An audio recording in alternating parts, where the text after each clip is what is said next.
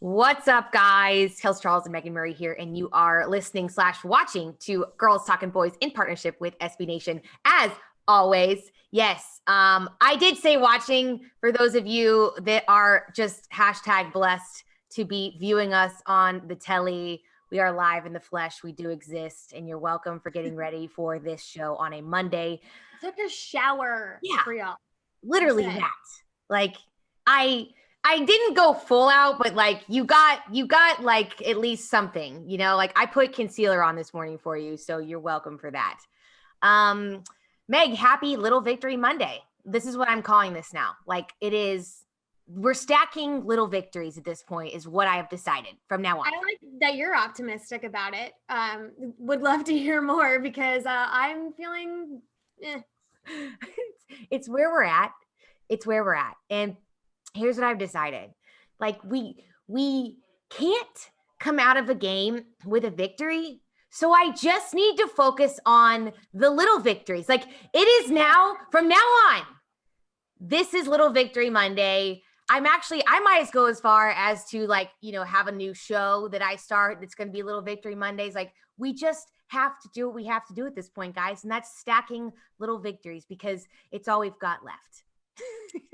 I mean, you're not wrong because we don't have real victories. So little ones will have to work. All right. So obviously the Cowboys, they lost 23-9, second straight week where they didn't score a touchdown, double-digit loss to a team with a losing record. I could go on. I think we know. A bad team, by the way. Bad team. Bad team. They're a bad team. And we lost. I do want to say, though, here's the thing. I know it's 23-9, but I really I feel like it was at least manageable until the third quarter. Like it really wasn't the blowout that I thought it was going to be. Like I didn't even give a score prediction this weekend because I was like, I don't want to. Like I would have been wrong. So I was like 1,000 to 0 to -100. Like we're going to lose by a lot. Like that's what's going to happen. We're going to look terrible. And like, hopefully like our quarterback doesn't get killed. Like, I'm concerned, but it really didn't go down like that. Like it was, dare I say like evenly matched? Like, is that, which is really sad. Really sad. Like until the third quarter, like we were leading going into the half. What's up, Abby? Hey, also real quick, before we keep talking, I just need to say, we have some mascots and you'll probably see them on this show now that you'll actually see our faces when we record. Yeah. That's Abbo the Labo, the queen, the queen. And oh look, wow, we're heading there some eventually. So and you'll also notice that Megan and I quite regularly are pseudo matching in some regard because we are. Yeah, it's flannel day. It's flannel day. It's as always.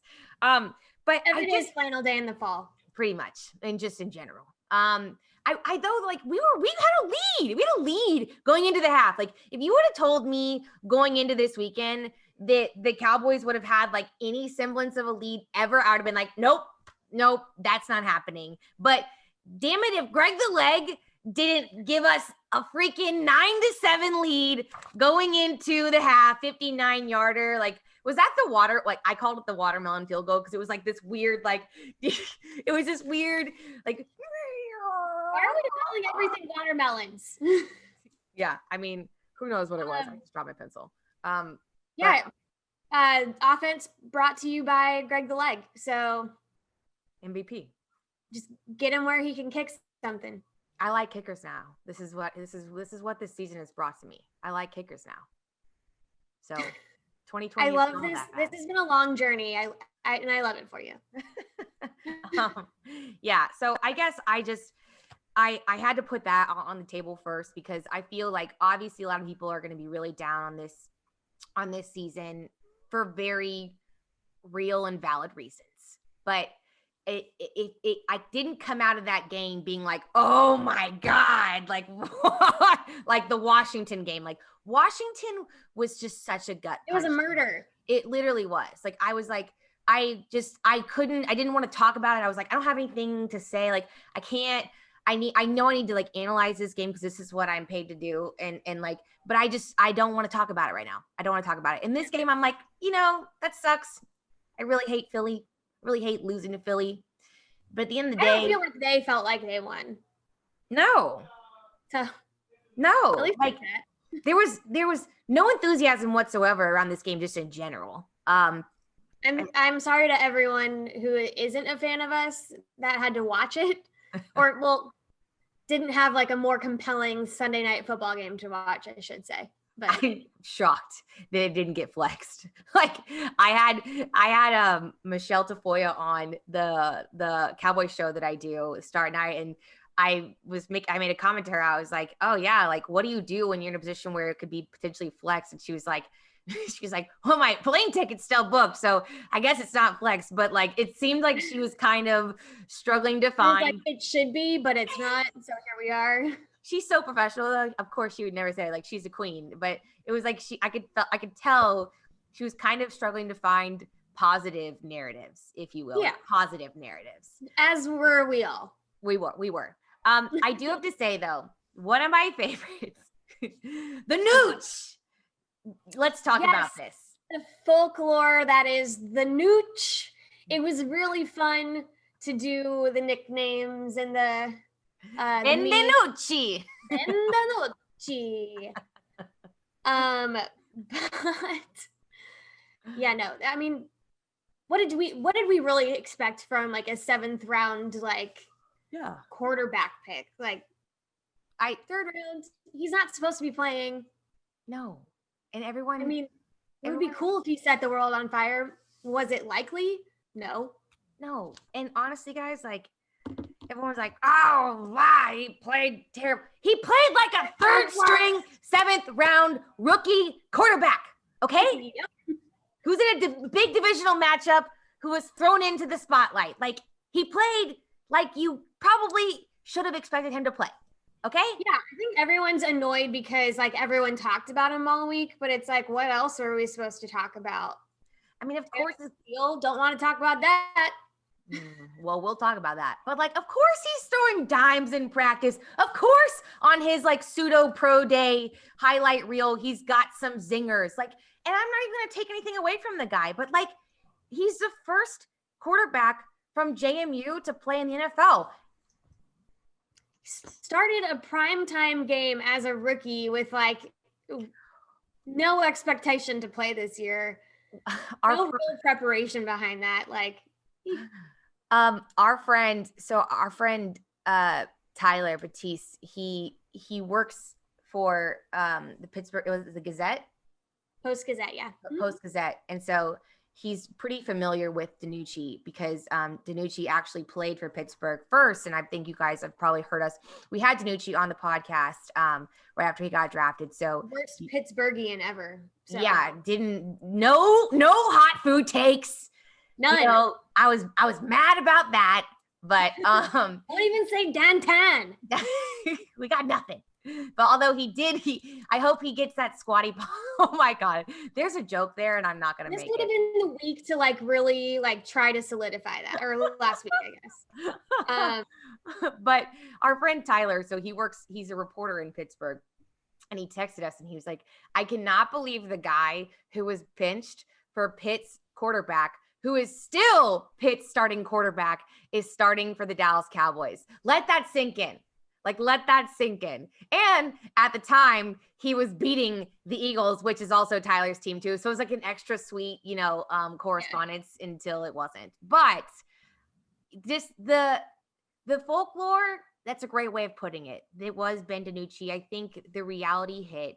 And again, I'm not knocking the guy. I'm also not calling for people to put in Garrett Gilbert. Garrett Gilbert doesn't even know what he doesn't know. He literally just got here, you guys. Like, stop.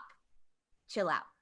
And we don't have to worry about it because I'm pretty positive Andy Dalton's going to be back.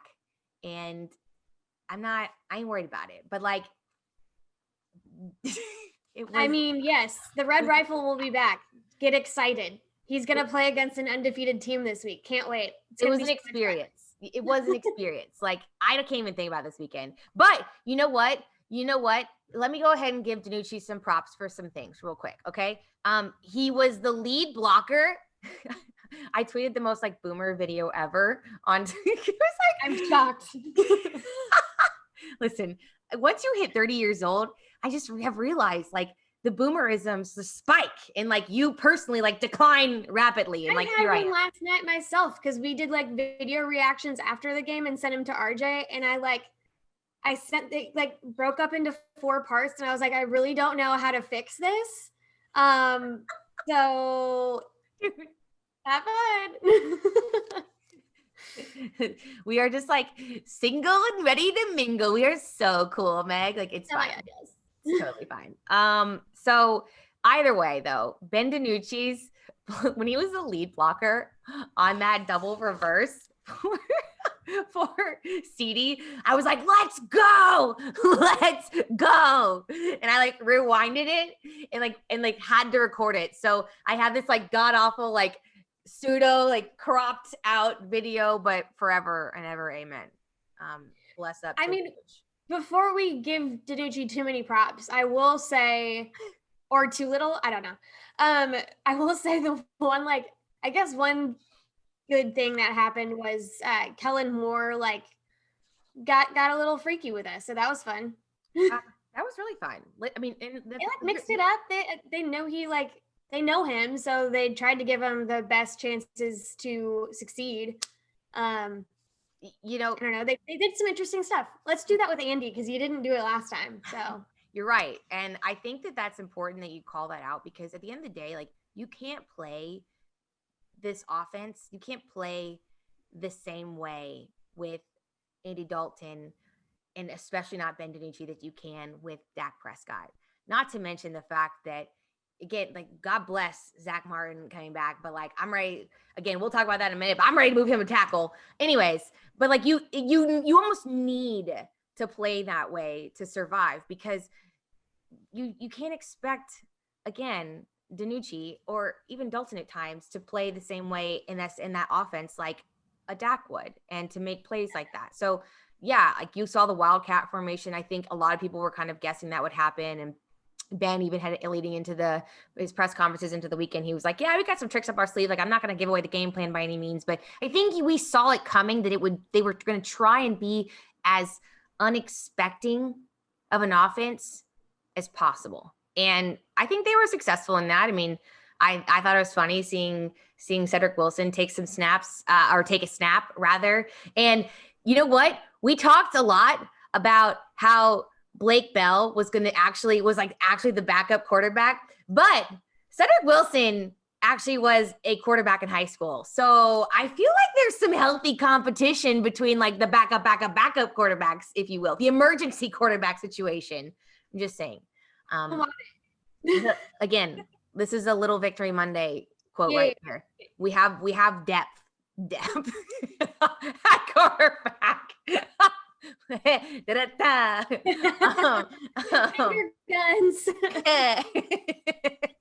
Everyone's like, sure we do, Kelsey.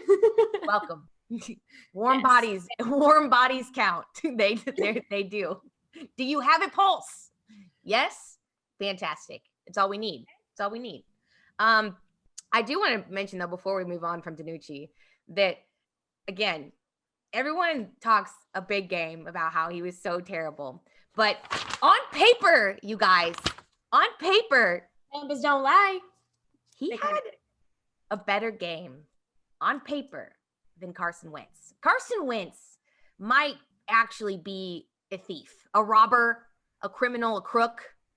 You don't fool us with your Christian ministry. You are an actual thief of Philadelphia Eagles money, and I'm laughing at it. So continue. But coming out of this game today, QBRs, the Nooch definitely had a higher rating. No touchdowns, obviously. 180 yards of passing. Well, you know what? We didn't really have any before that either. So yeah, it's fine. Andy didn't give us any touchdowns. Yeah. 21 of 40, and Carson had 2 touchdowns, but he also logged 2 interceptions. yeah, we'll talk about his turnover situation. He was a mess. So Danucci left the game with a QBR of 64.6 and Wentz had 61.2. Jalen Hurts, though, on paper, 104.2. Listen. Oh, running back Jalen Hurts? I live for these twisted narratives. It's fantastic. He had one play, but I'm going to go ahead and name him the best quarterback on that field, okay? Because that's what we do. That's what we do. He had one play, but dang it if he didn't have the highest rating. Put him in. Yeah. So that is it was a game. And it was a game. They did play one yesterday. They played one, and I'm happy that the Nooch survived. I think everyone needs to maybe like give him a little more credit and give some perspective, and let's move on. Like that's just it is what it is. Like on to I don't want to talk about the next game. We're not doing that. All right. You don't want to talk about him going home to Pittsburgh? Nah, I'm good on that. I'm scared. I'm terrified. Nope. I'm good. So talk to me about some of your other like major takeaways. I'll kind of I feel like there aren't many. There aren't many. Yeah. I guess my major one I mentioned a little bit, but like Kellen Moore doing something, adapting a little bit. And then really other than that, the defense, I was like, oh, the defense looks like serviceable last night. Let's talk about the defense because the Eagles suck. So I don't know how much credit I want to give them. Listen, my friend, like I said, it's Little Victory Monday. Welcome to it. We celebrate the little victories. Keep reminding me because I'm going to dark places. Well, I'm here to help you because I will go ahead and celebrate this defense, this serviceable defense.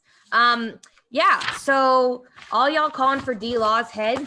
D-Law showed up. He was at the game, and he was disruptive. And I say everything that I'm going to say in this entire episode, actually this entire season, you need to take and put into perspective because, again, that's going to be my MO is stacking little victories. Obviously, no one has been as productive as they were in previous years, but he had a sack. Let's see. I mean, yeah, like 5 tackles. He had a forced fumble, like 3 tackles for loss. Like listen, I'm here for it. D-Law had himself a solid little game yesterday. You know who else had a solid game? And I was super pumped to see LVE. That sack he had was just so fun. That was so fun. Ooh. Yeah, man. That was so fun. Like that was explosive. And that was just, it must have felt so good for him too, because he's dealt with so many injuries. Like he's just, I felt so bad for him, you know? And yeah, I was like, did Carson Soul leave his body? Like what just happened? I mean, Manuel Ocho used to do this thing where he was like, you just been baptized. And like, he's like, amen. Like, like literally, I'm pretty positive that's exactly what happened. And yeah, that was fun to watch. Although I did tweet out this morning because I love watching Brian Baldinger's his breakdowns. And he was like, this is the trash team against a trash team. And he like broke down the whole like LVE specific play and how he got a sack. And he was like, everyone thinks this is a great play. Okay. But let me go ahead and tell you this. If Carson Wentz didn't hold onto the ball for like, 10 million seconds and he'd actually got it off, there was 2 guys in the middle of the field who were wide open. So busted coverages on busted coverages. I think one of them was Jalen Reagor. And I'm just like, we're going to let this rookie who we know the guy, he's from TCU. We know what he can do. He just got activated off of IR. He's thirsty to do something to prove himself. And we're going to leave him wide open. Like, so that play could have definitely gone an entirely other way. Like, okay, there's what Wilson got him the same way. That's fair. Got him. Carson Wentz, bad. Sorry. He's very bad. He's very bad, man. So bad. I'm pumped. I think that there was some definite positives on the defensive side of things. I do have to say, our guy, Trayvon Diggs, man, I just bless up. Diggsy, yes. Shin drag Diggsy, okay? That was a reach. That was such a reach. God bless all of you on Twitter who liked that. Like, I feel like that just like shows the level we're at right now, where I'm just like, this is so tragically bad. And I'm like, send tweet. And everyone's like, LOL. Like, it's all we've got anymore. Yeah, he had himself a nice game. Like, I was excited for him. They were targeting him again. We said this before. Oh yeah, baptism by fire. It's gonna happen. They're gonna go after the rookie. Why wouldn't you? You'd be stupid not to. Yeah, like that's what's going to make him better at the end of the day. His mindset is like focused. 100%. 100%. He's gonna be so good. So someday. You know, I was excited for him on that. I mean, Diggs, he had 2 interceptions. Obviously, he did have some issues. He gave up that touchdown to Rager. You know, I get it. But at the same time, like, I'm pumped for him. I feel like it's going to get worse before it gets better, but I'm very happy with the things that I've seen thus far. And I feel like he's only going to get better. He came out and he was like, you got to have a short memory or something like that. And I was memory. Like, yeah. Okay. I was like, I'm not sure which one you're going for there, but no, that's definitely so true. I think that's so true. And I'm glad that he at least says that. And I'm not sure, I'm sure it's tough for any guy to actually fully believe that, but it feels good that he's, you know, hopefully putting that practice into play. And, he's going to be a part of the future, man. He's going to be a part of the future, and I'm pumped for him. I really am. Yeah. So, I mean, other than that,